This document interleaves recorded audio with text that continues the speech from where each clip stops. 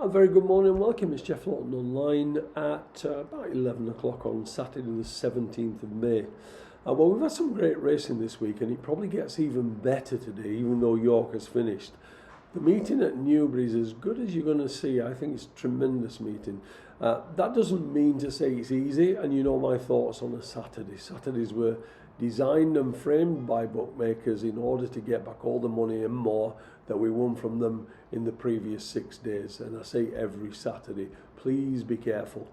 We also have a decent meeting.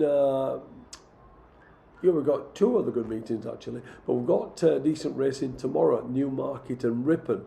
And if I have time before I leave, I'll put a message up tomorrow. But as you probably know from watching yesterday's video, I somehow have managed to find myself in Benidorm for 3 days. What a shithole it is, but thankfully I'll fly home tomorrow, but I will try and put a message up before I go. To anyone joining the channel for the first time, you're more than welcome. My name is Jeff Laughton, and I made my living from betting on horses and have done for over 30 years now. Making a living this way is not easy, but with many pitfalls along the way. And one of the reasons I set up this channel is to try and teach people some of the things to avoid. And if I can impart my 30 years experience on some people and help you be a better gambler, then I've done what I set out to do. I have a few golden rules which I try to stick to. Firstly, I always use figures to back up what I see. Your eyes often lie to you, but figures seldom do.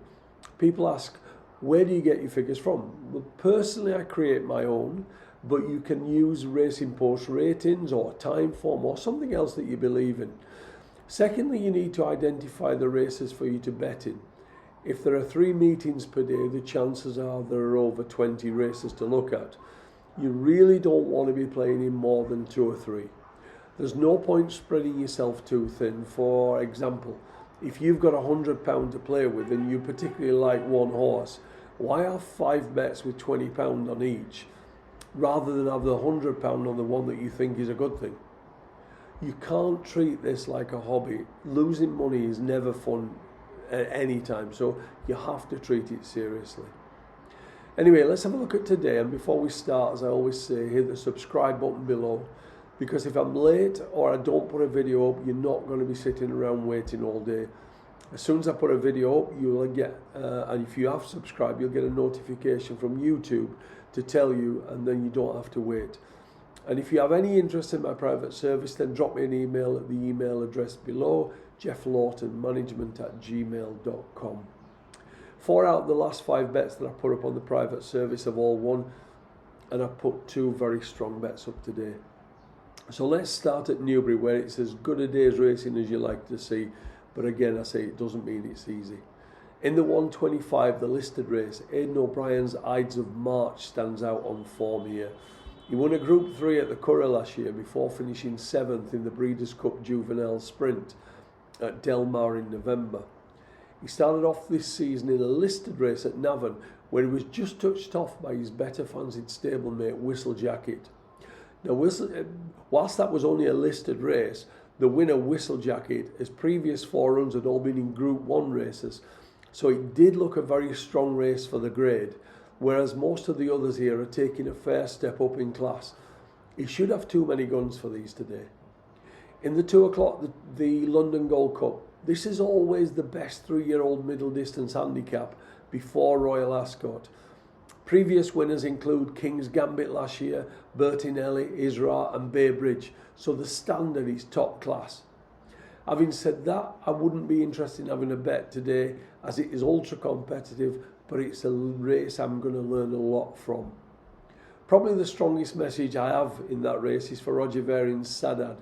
But I suppose if I had got a free tenner, if somebody gave me a free tenner and said you have to back something, that price probably earns Blofeld, but as I say, it's just an interest.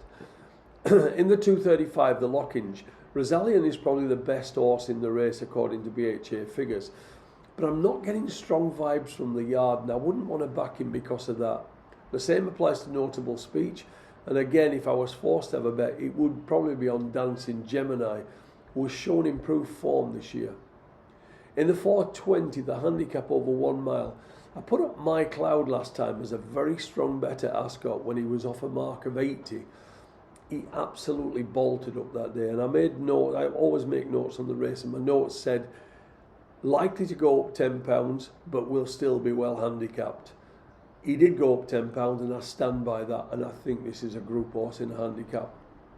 In the 140 at Newmarket, Fondo Blanco of Roger Varian's just failed to get up at Doncaster last time. His handicap mark of 85 looks very fair, and although I haven't played, I do like him. In the 325 at Newmarket, I was very taken by Gold Cup Day last time when he won Making All at Salisbury. Now I know Kieran Fallon really liked him that day, and although Polestar was an eye-catcher at Chester on debut, I think Gold Cup Day will have no too much for him today, and he should take all the beating. At Thirsk in the 135, this is a very warm 2-year-old race, so don't think it's a gimme because of a short price favourite. I've got two very strong messages here for Carl Burke's Lam Yai. This could be his Queen Mary filly if she wins today. Also Simon Crisford's dazzling, I can't even remember its name now, is very strongly fancied, and both carry huge stable confidence. Also throw Kevin Ryan's Desert Jungle into the mix as well, and this is a warm race. In the 320, this should centre around Rowling of David O'Meara's and Hallelujah You of James Owens. Rowling is less exposed and stepping up to 10 furlongs last time. That was the making of him, as the further they went, the stronger he got.